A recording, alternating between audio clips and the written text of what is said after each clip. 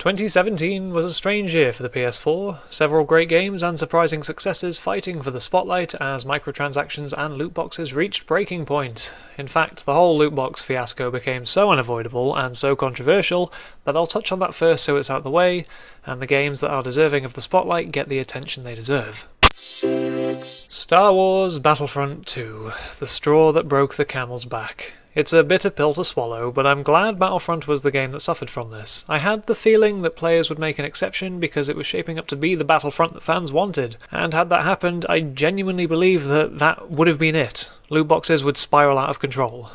But that didn't happen. The pushback was so strong that EA backtracked on the system, Disney even stepped in, and the whole mess made calls for government legislation on loot box systems.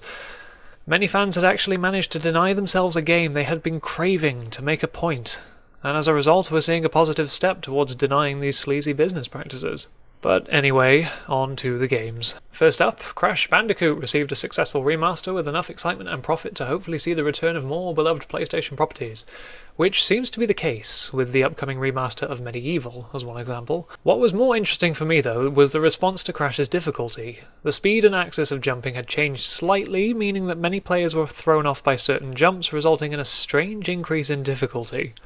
This all sparked the absurd Crash Bandicoot is the Dark Souls of platformers nonsense, because Dark Souls is nothing more than a completely irrelevant metric of an unrelated game's difficulty. Speaking of Dark Souls, this year saw the release of two would-be successors, Neo and The Surge. Both games took the key Dark Souls elements, deadly methodical combat, interconnected level design, item retrievals, and, well, I don't want to say epic, but epic boss fights. I was impressed by both games on how they expanded and adapted the Souls formula. The Surge was certainly the most intent on replicating the Souls series, but made distinct changes to items and character progression, which I thought really elevated it. Have a nice day. Also this year we saw two franchises returning to their roots, Hitman and Resident Evil. After the linear action-stealth hybrid mess of Hitman Absolution, Hitman 2017 returned to the puzzle box formula of previous games. Each level was massive and densely packed with countless ways to infiltrate and execute your target. I sank countless hours replaying each level over and over just to see the various ways I could go about the mission. You define the art, and it defines you.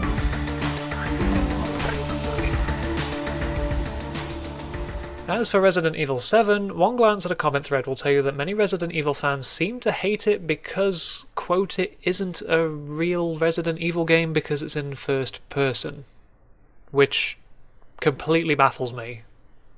No, I'm serious. Resident Evil 7 is through and through classic survival horror, classic Resident Evil.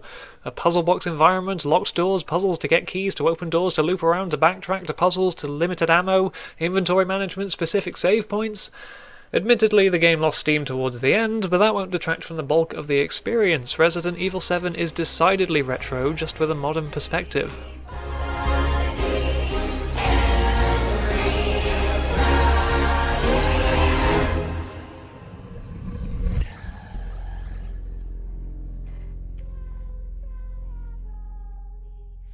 And finally, probably the biggest release for PlayStation this year, Horizon Zero Dawn. And despite the god-awful title, Horizon's varied landscapes, gorgeous use of foliage and colour, and the selling point of robot dinosaurs made for a memorable experience.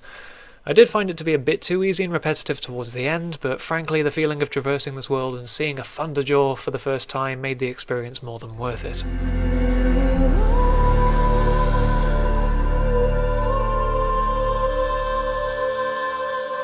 So in all, 2017 was strange, because whilst the games were generally top-notch, business practices kept getting worse and almost making it hard to actually enjoy the games they were ruining. Nonetheless, the games we did get mainly seemed to show old ideas being revisited and expanded and improved. So here's hoping that the games released in 2018 can keep up this momentum.